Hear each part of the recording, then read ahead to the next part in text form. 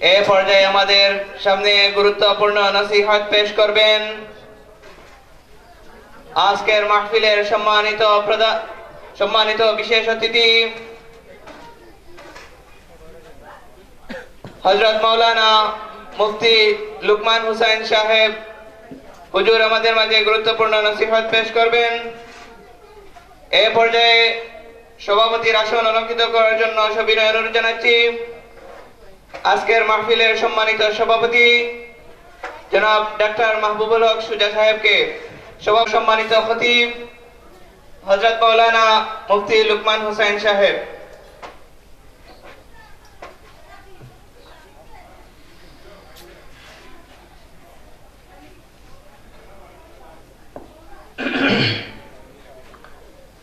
আসসালামু আলাইকুম ওয়া রাহমাতুল্লাহি ওয়া বারাকাতুহু।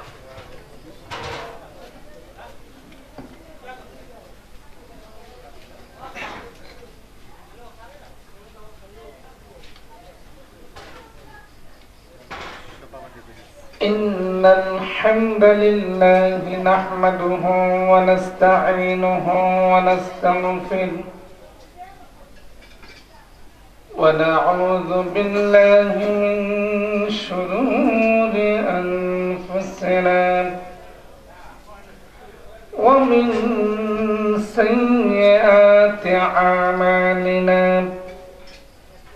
من يهده الله فلا مضل له ومن يضلله فلا هادي له ونشهد أن لا إله إلا الله وحده لا شريك له ونشهد أن سيدنا حبيبنا ومولانا محمد الذي أرسله بالحق بشيرا ونذيرا وداعيا إلى الله بإذنه وسراجا منيرا فقد قال الله تعالى في كلامه المجيد وفي فرقانه الحميد أعوذ بالله من الشيطان الرجيم بسم الله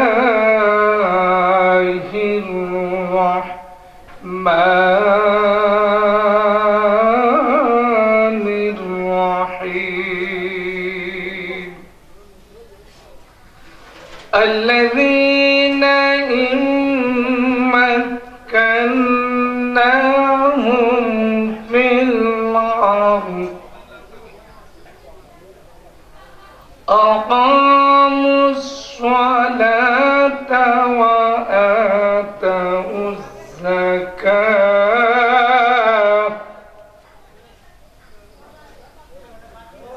وأمروا بالمعروف ونهوا عن المنكر صدقت يا ربنا. وقال النبي صلى الله عليه وسلم الصلاة عماد الدين فمن أقامها فقد أقام الدين ومن تركها فقد هدم الدين. وقال تعالى في شان حبيبه ومحبوبه مخبرا وآمرا إن الله وملائكته يصلون على النبي يا أيها الذين آمنوا صلوا عليه وسلموا تسليما اللهم صل على محمد وعلى آل محمد كما صليت على إبراهيم وعلى آل إبراهيم إنك حميد مجيد اللهم بارك على محمد وعلى آل محمد كما باركت على إبراهيم وعلى آل إبراهيم إنك حميد مجيد সকলেই বলি আলহামদুলিল্লাহ। আমরা সকলেই কেমন আছি? আমরা সকলেই ভালো আছি, কি বলেন ঠিক কিনা? আমাদেরকে যিনি ভালো রেখেছেন তিনি কে? আমাদেরকে যিনি সুস্থ থেকে আজকের এই মাহফিলে আসার তৌফিক দিয়েছেন তিনি কে? আমাদেরকে অগণিত অসংখ্য মানুষদের মধ্য থেকে বাছাই করে মনোনীত করে নির্বাচিত করে তাফসীরুল কোরআন মাহফিলে আসার জন্য যিনি তৌফিক দিয়েছেন তিনি কে? আল্লাহ।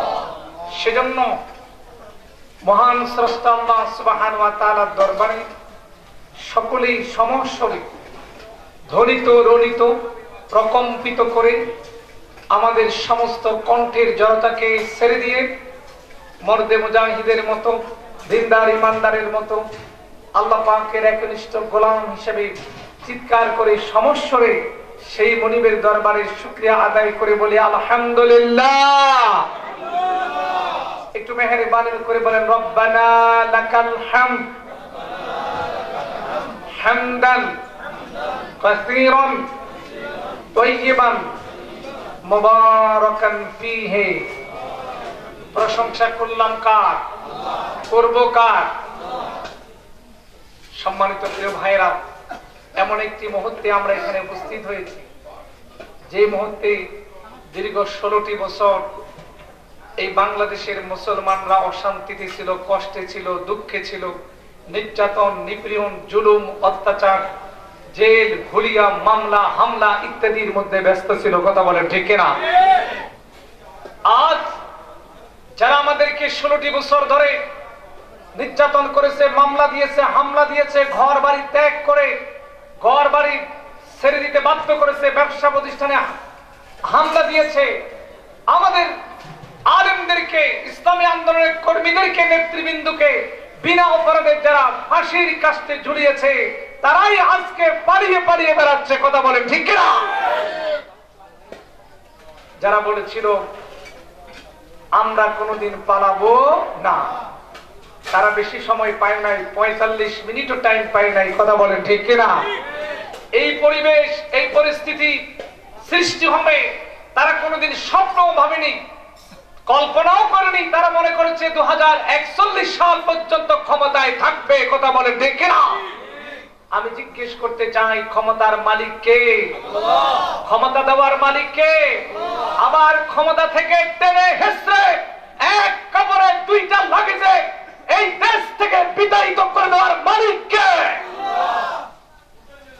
যে আল্লাহ পাক ফিরআউনকে নীল নদীর, নীল দরিয়ার মধ্যে, সাগরের মধ্যে হাবুডুবু খাইয়ে তার সঙ্গী সাথীদেরকে নিশ্চিহ্ন করে দিয়েছেন। ফিরআউনের যে পরিণতি হয়েছে আমরা বিশ্বাস করি যারা এই বাংলার জমিনে কালেমার দাওয়াতকে, তাওহীদের দাওয়াতকে, ইসলামী আন্দোলনের অগ্রযাত্রাকে রুখে দিতে চেয়েছে তারাই ধ্বংস হয়েছে, তারাই বিনাশ হয়েছে। কথা বলেন ঠিক কিনা? আমরা ছিলাম, আমরা আছি, আমরা থাকবো, আমরা পালিয়ে যাব না। কারণ মুসলমান কি পালানোর জাতি? কথা বলেন, মুসলমান কি পালানোর জাতি? মুসলমান কি ময়দান ছেড়ে দেয়? ময়দান ছেড়ে দেয় কারা? পালিয়ে যায় কারা? যারা কাপুরুষ তারা। কথা বলেন ঠিক কিনা? সম্মানিত পেয়ারা হাজিরি, আল্লাহ রাব্বুল আলামিন একটি সময় ছিল কোরআনের মাহফিল করতে গেলে পারমিশনের প্রয়োজন ছিল, কথা বলে ঠিক কিনা?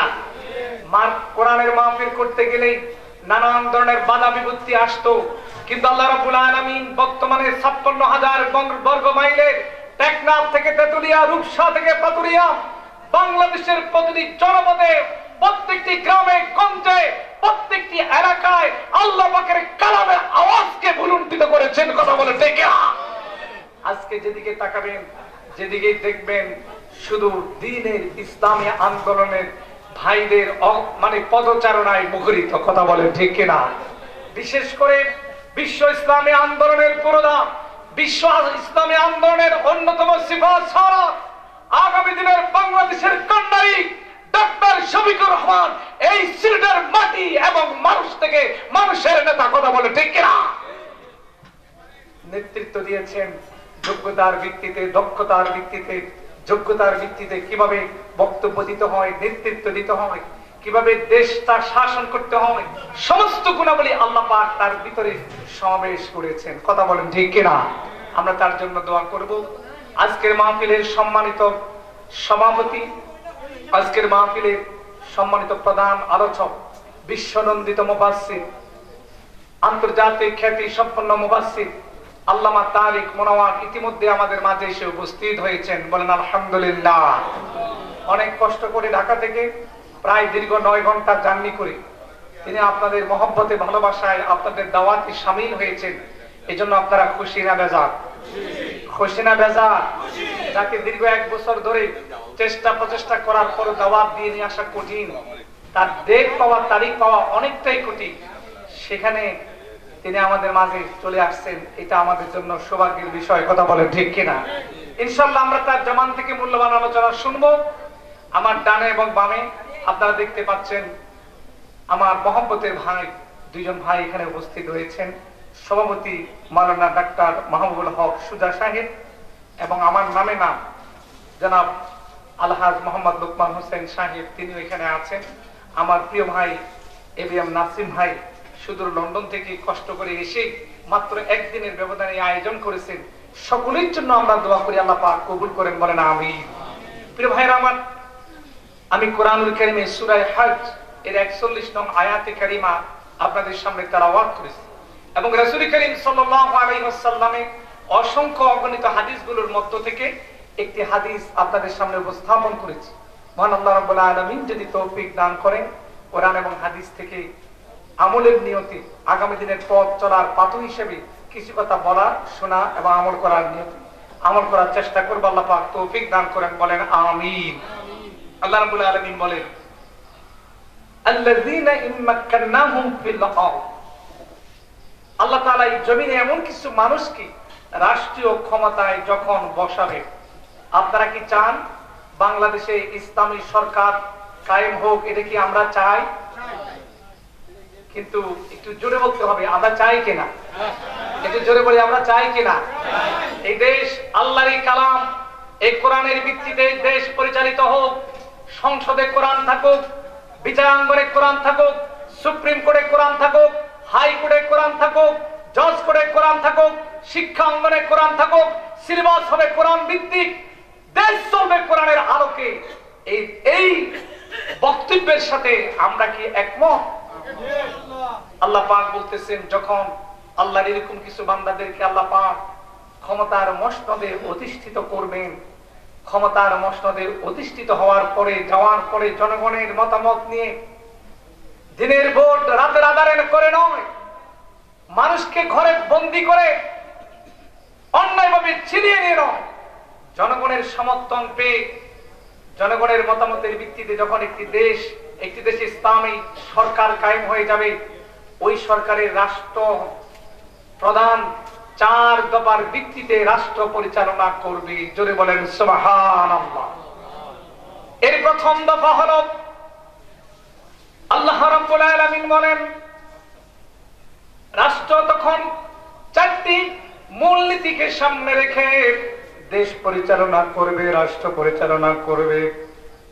1 নম্বরে হলো রাষ্ট্রপ্রধান আদেশ জারি করবেন, আকামুস সালাত, প্রথম নির্দেশ জারি করবেন, সারা দেশে নামাজ কায়েম করতে হবে। সারা দেশে প্রথম কাজ হবে নামাজ কায়েম করা, নামাজ প্রতিষ্ঠা করা। নামাজের সাথে ইসলামী রাষ্ট্রের সম্পর্ক কেন? নামাজের সাথে একজন বান্দার সম্পর্ক কেন? হজ, যাকাত, সওম ইত্যাদির সাথে ইত্যাদির কথা আল্লাহ পাক প্রথমে না বলে প্রথমে নামাজের কথা বললেন কেন? এই পিছনে যৌক্তিকতা হলো, একজন মানুষ, একজন অমুসলিম যখন কালেমা পড়ে মুসলমান হয়, সর্বপ্রথম তার উপরে ফরজ হলো নামাজ আদায় করা। কথা বলে ঠিক কিনা?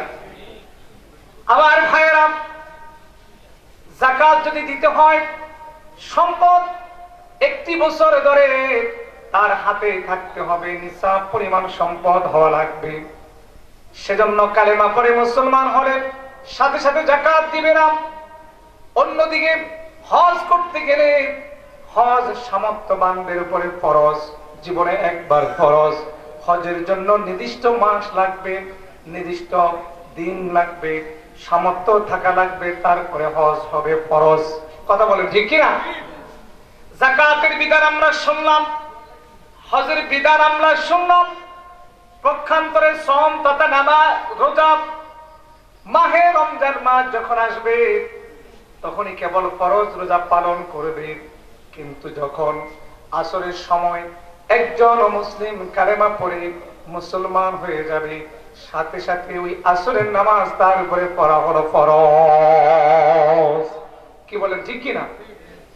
এই জন্য আমার ভাইয়েরা, নামাজের কথা আল্লাহ তাআলা প্রথমেই বললেন, কারণটা কি?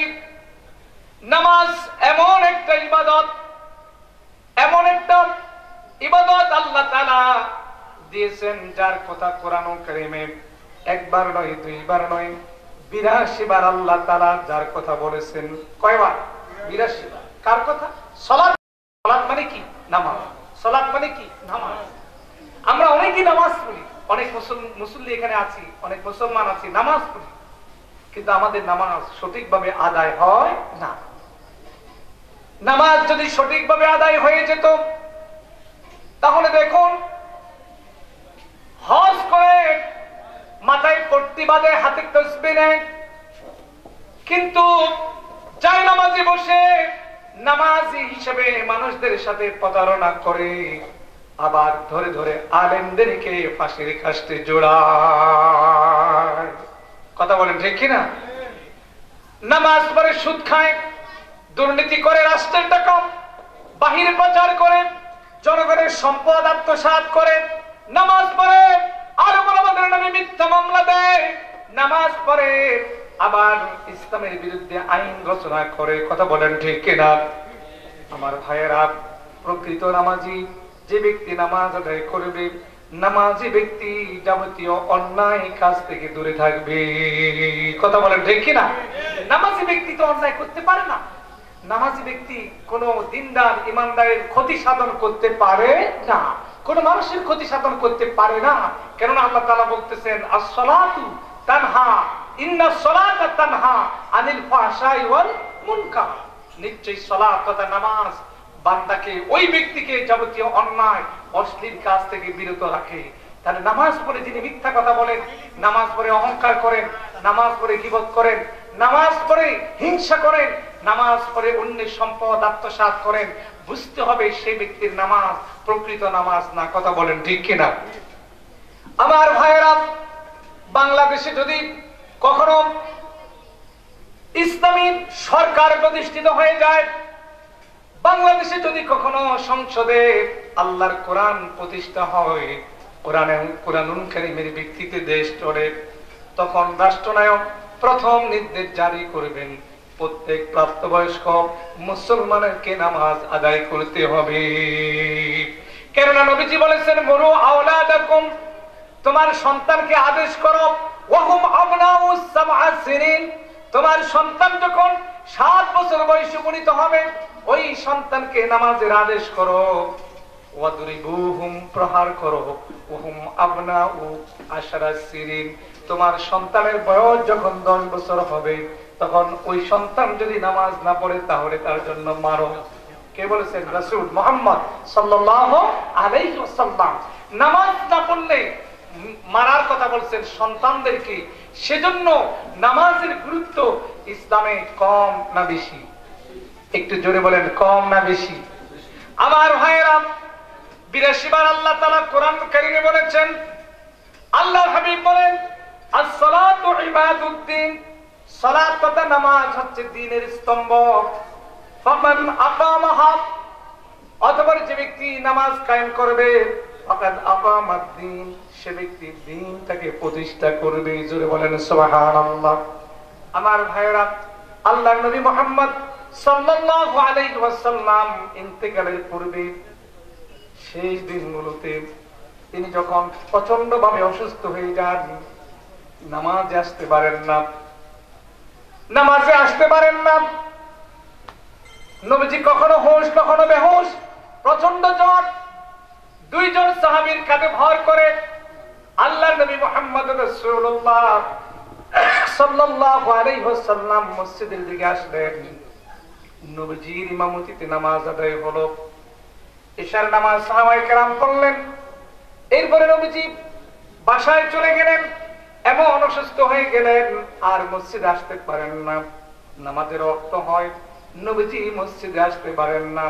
আম্মা জান আয়েশা সিদ্দিকা রাদিয়াল্লাহু তাআলা আনহাকে ডাক দিয়ে বললেন, আয়েশা রে, আমার মাথাটা তুমি একটু উঁচু করে ধরো।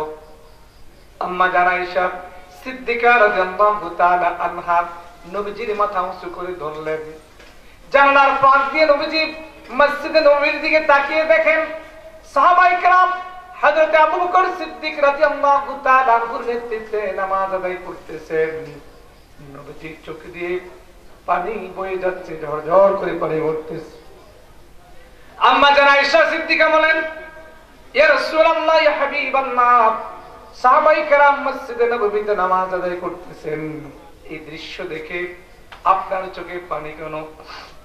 নবীজি বললেন, আয়েশা, এই নামাজ কায়েম করার জন্য, এই নামাজের আন্দোলন প্রতিষ্ঠা আন্দোলন করার জন্য তাইফের ময়দানে আমি রক্তাক্ত হয়েছি, 3 বার বেহুশ হয়েছি। উহুদের ময়দানে আমি দান মোবারক শাহাদাত বরণ করেছি। এই নামাজ প্রতিষ্ঠা করার জন্য আমার সাহাবীরা অত্যাচার, জুলুম, নিপীড়ন, নির্যাতন এই শিকার হয়েছে। এই নামাজ প্রতিষ্ঠা করার জন্য আমার সাহাবায়ে কেরাম হিজরত করতে হয়েছে। আজকে আমার সাহাবীরা নামাজ আদায় করতেছে আবু বকরের ইমামতিতে। কিয়ামত পর্যন্ত আমার উম্মতরা এইভাবে নামাজ আদায় করবে। সুবহানাল্লাহ, সুবহানাল্লাহ। প্রিয় মুসলিম ভাইরা, দিনদার ভাইরা, এইজন্য ইসলামী রাষ্ট্র, এই রাষ্ট্র যখন প্রতিষ্ঠিত হবে, ওই রাষ্ট্রের প্রথম দায়িত্ব হবে, রাষ্ট্রনায়ক প্রথম নির্দেশ জারি করবেন, রাষ্ট্রে সর্বস্তরের মানুষদেরকে নামাজ কায়েম করতে হবে, নামাজ প্রতিষ্ঠিত করতে হবে, নামাজ বাস্তবায়ন করতে হবে। আমার ভাইয়েরা, কিয়ামতের মাঠে সর্বপ্রথম যখন আল্লাহ রাব্বুল আলামিন আপনার আমলনামার হিসাব নেবেন, নেক আমলগুলোর হিসাব নেবেন, ওই নেক আমলগুলোর মধ্যে সর্বপ্রথম হিসাব নেবেন নামাজে। সর্বপ্রথম হিসাব নেবেন কিসে? নামাজে। নামাজের হিসাব নেবেন। নামাজ এমন একটা গুরুত্বপূর্ণ ইবাদত, সওমের হিসাব নেবেন না, যাকাতের হিসাব আগে নেবেন না, হজের হিসাব আগে নেবেন না, কিন্তু নামাজের হিসাব আগে নেবেন। তাহলে বোঝা গেল নামাজের গুরুত্ব কম না বেশি? একটু জোরে বলি, কম না বেশি? আমার ভাইরা, নামাজের সাথে আমাদের সুসম্পর্ক কায়েম করা দরকার। নামাজের সাথে আমাদের এমন সম্পর্ক হবে যেই নামাজের কারণে আমাদের আদর্শ দেখে, চরিত্র দেখে মানুষ আমাদের দিকে দলে দলে আমাদের দিকে এগিয়ে আসবে। আমাদের চরিত্র দেখে, আমাদের ক্যারেক্টার দেখে, নৈতিকতা দেখে, সেই নৈতিকতা চরিত্র সৃষ্টি করে দিবে আপনার ভিতরে নামাজ। সুবহানাল্লাহ বলবেন না? আমার ভাইয়েরা, আল্লাহ রাব্বুল আলামিন সূরা মুমিনের ভিতরে ঈমানদারের যতগুলো গুণ উল্লেখ করেছেন, এর প্রথম গুণটা হলো আল্লাহ রাব্বুল আলামিন বলেন, قد أفلح المؤمنون الذين في صلاتهم خاشعون। আল্লাহ তাআলা বলতেছেন, সেই সমস্ত মুমিনগুলো সফল, যে মুমিনগুলো তাদের নামাজের ক্ষেত্রে স্থিরতা, ধীরস্থিরতা, পালন করেছে, নামাজ সুন্দরভাবে খুশুখুজুর সাথে আদায় করেছে, ওই মুমিনগুলো হলো সফল। সুবহানাল্লাহ বলবো না? জোরে বলেন না সুবহানাল্লাহ। আমার ভাইরা, আমরা একটা সাবজেক্ট, একটা বিষয়ের উপরে আলোচনা করতেছি, সালাত তথা নামাজ। ইসলামী রাষ্ট্র যদি কায়েম হয়, ইসলামী রাষ্ট্রের রাষ্ট্রনায়ক সর্বপ্রথম দেশ চালাবে কি দিয়ে? বলেন তো, ইসলামী রাষ্ট্রের রাষ্ট্রনায়ক দেশ চালাবে কি দিয়ে? কোরআন দিয়ে, হাদিস দিয়ে। কথা বলেন ঠিক কিনা? এই এমন একটি দেশ হবে, এমন একটা সমাজ হবে, এমন একটা রাষ্ট্র হবে, যেই রাষ্ট্রে চুরি বলতে কিছু থাকবে না, যেই রাষ্ট্রে দুর্নীতি থাকবে না, যেই রাষ্ট্রের সম্পদ বিদেশে পাচার হবে না, লুটপাট হবে না। কথা বলেন ঠিক কিনা? তার কারণ হলো রাষ্ট্রের যিনি রাষ্ট্রনায়ক, তিনি একদিকে শুধু রাষ্ট্রনায়ক নন, তিনি একদিকে সারা দেশের রাষ্ট্রনায়ক, অন্যদিকে তিনি মসজিদেরও ইমাম। কথা বলেন ঠিক কিনা? অন্যদিকে তিনি সুপ্রিম কোর্টের প্রধান বিচারপতি। রাষ্ট্রনায়ক যিনি হবেন, তিনি বাইতুল মুকাররমের খতিব হবেন। রাষ্ট্রনায়ক যিনি হবেন, সুপ্রিম কোর্টের বিচারক তিনি হবেন, বিচারপতি, প্রধান বিচারপতি তিনি হবেন। কারণ হলো তিনি মন গড়া সংবিধান অনুযায়ী দেশ চালাবেন না, তিনি দেশ চালাবেন আল্লাহর কালাম দিয়া। কথা বলেন ঠিক কিনা? সেজন্য আমার ভাইরা, নামাজের আন্দোলন কায়েম করা লাগবে। নবীজি বলেছেন, বুনিয়াল ইসলামু আলা খামসিন, ইসলামের স্তম্ভ হলো 5টি। প্রথম স্তম্ভ হলো শাহাদাতি আল্লা ইলাহা ইল্লাল্লাহ, প্রথম স্তম্ভ হলো লা ইলাহা ইল্লাল্লাহ ওয়া আন্না মুহাম্মাদুর রাসূলুল্লাহ, মুহাম্মদ সাল্লাল্লাহু আলাইহি সাল্লাম হচ্ছেন আল্লাহ পাকের রাসূল। দ্বিতীয় নম্বর হলো ইকামিস সালাত, নামাজ কায়েম করা। তৃতীয় নম্বর হলো ইতাইজ যাকাত, যাকাত প্রদান করা। ওয়াল হজ ওয়া সাওমে রমাদান, এই 5টা জিনিসের নাম হলো ইসলাম। এই 5টা জিনিসের নাম কি? ইসলাম। ইসলামের প্রথম কালেমার পরে দ্বিতীয় স্তম্ভের নাম হলো সালাত তথা নামাজ। আমার ভাইয়েরা, আমার ইমানদার ভাইয়েরা, নবীজিকে একজন সাহাবী প্রশ্ন করলেন, আইয়ুল আমালি আফদালু, ওগো আল্লাহর হাবিব মুহাম্মদ সাল্লাল্লাহু আলাইহি ওয়াসাল্লাম, আপনি বলেন কোন আমলটি সবথেকে উত্তম? আইয়ুল আমালি আফদালু, কোন আমলটি সবথেকে উত্তম? নবীজি বললেন, আস-সালাতু লিওয়াক্তিহা, সময় মতো নামাজ আদায় করা, এই আমলটি হলো সবথেকে উত্তম আমল। জোরে বলেন সুবহানাল্লাহ। সবচেয়ে উত্তম আমল, বহু উত্তম আমল আছে।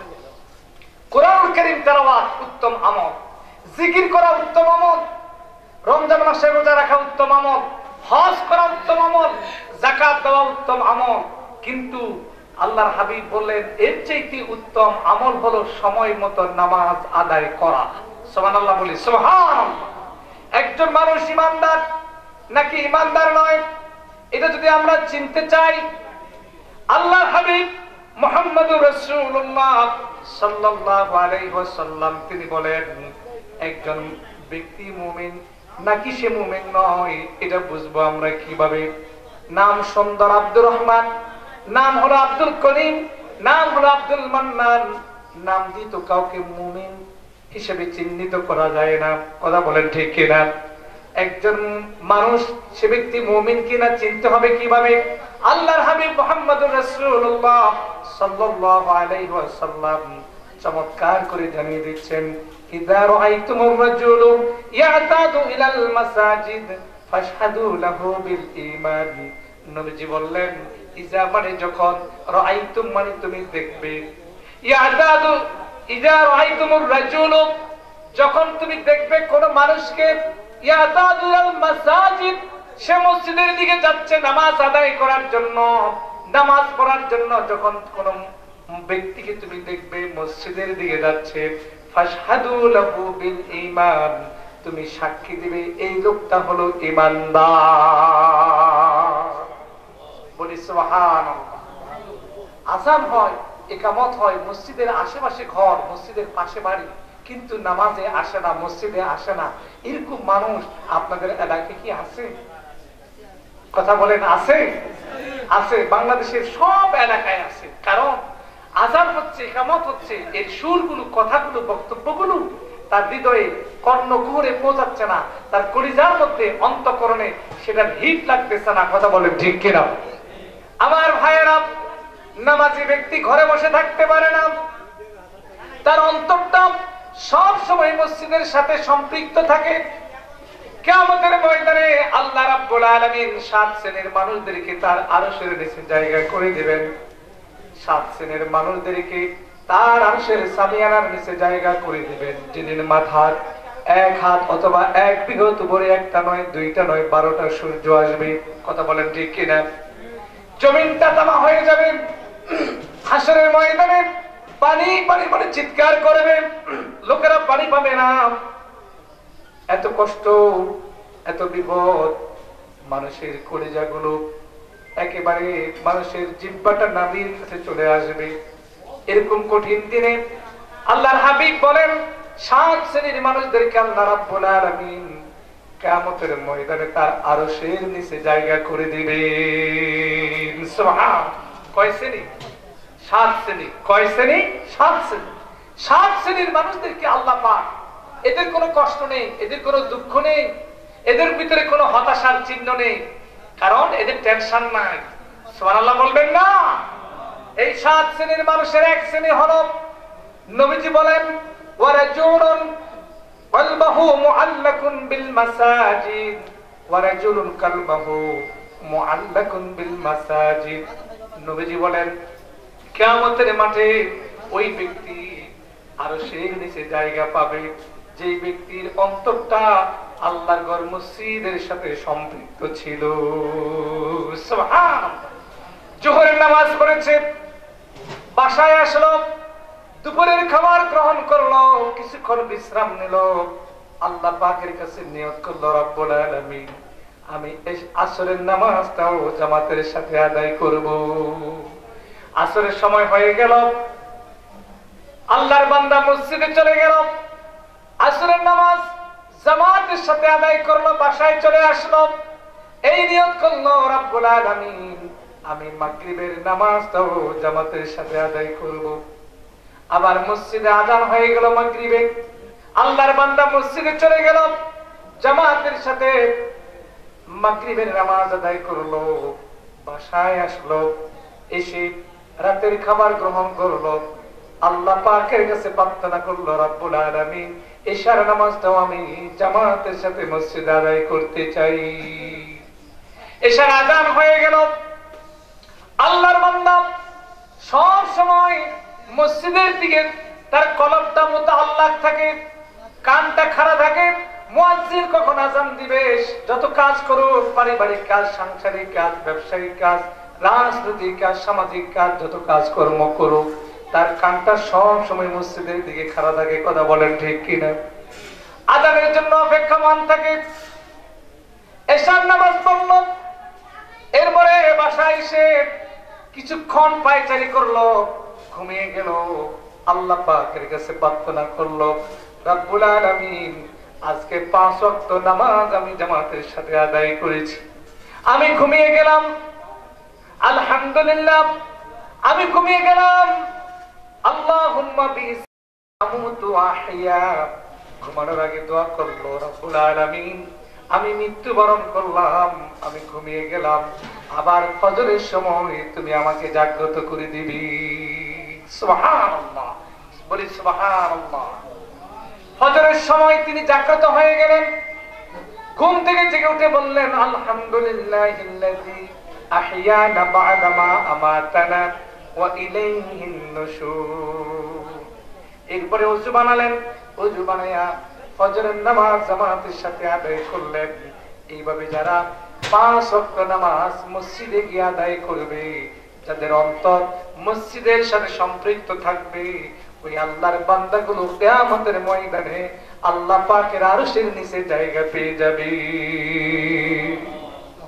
আমরা কি কিয়ামতের ময়দানে আল্লাহ পাকের আরশের নিচে জায়গা পেতে চাই? কথা বলেন, চাই? কারা কারা চাই একটু হাত তুলে দেখা। আল্লাহ কবুল করেন, বলেন আমিন। নামাজি ব্যক্তি চুরি করবে না, নামাজি ব্যক্তি ঘুষ খাবে না, নামাজি ব্যক্তি মানুষের হক নষ্ট করবে না, নামাজি ব্যক্তি মুখ দিয়ে ইসলামী আন্দোলন বিরোধী কোনো কথা বের হবে না। কথা বলেন ঠিক কিনা? দিন বিরোধী কোন শব্দ বের হবে না। কোন নামাজি ব্যক্তি ইসলাম বিরোধী শক্তির সাথে সম্পর্ক রাখতে পারে না। কথা বলেন ঠিক কিনা? কোন নামাজি ব্যক্তি ইসলামী আন্দোলনের বাইরে কোন আন্দোলন করতে পারে না, কারণ প্রত্যেকটি মুসলমানের সিদ্ধান্ত হওয়া দরকার এই জমিনের মালিককে। জোরে বলেন, জমিনের মালিককে? এই জমিনের মালিককে। তাহলে এই জমিনের আইন চলবে কার? চিৎকার করে বলতে হবে, এই জমিনের আইন চলবে কার?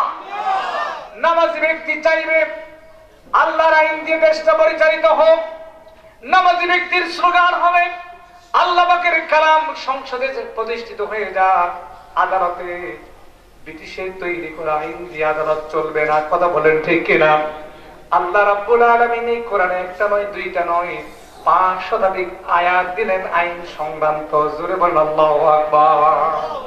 5 শতাধিক আয়াত আছে আইন সংক্রান্ত, ফৌজদারি দণ্ডবিধি, আপনার যত ধরনের বিচারণের আইন নিয়ম কারণ আছে সব দিয়ে আল্লাহ পাক কোরআনটাকে পরিপূর্ণ করে দিয়েছেন। জোরে বলেন না সুবহানাল্লাহ।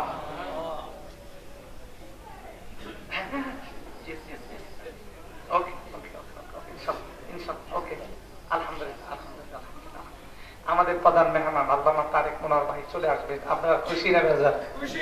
জোরে বলেন না আলহামদুলিল্লাহ। আসলে সব আকর্ষণের কেন্দ্রবিন্দু কিন্তু উনি, ফোকাসিং উনি, লাইটিং ওইদিকে, ক্যামেরা ওইদিকে। কথা বলেন ঠিক কিনা? আমরা শুধু, আমি এসেছি আপনাদের দোয়া নেওয়ার জন্য, আপনাদের দোয়া নেওয়ার জন্যই এখানে এসেছি।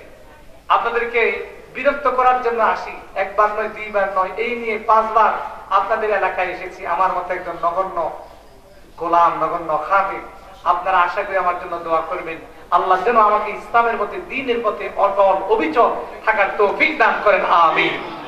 প্রিয় ভাইরা আমার, তাহলে আমরা কি হাসরের ময়দানে ওই 7 শ্রেণীর একজন হতে চাই না চাই না? বলেন না চাই না চাই না? এই জন্য আমাদের সাথে নামাজের সাথে সম্পর্ক করার দরকার আছে না নাই? নামাজের সাথে আমাদের সম্পর্ক হওয়ার দরকার আছে না নাই? আমার ভাইয়েরা,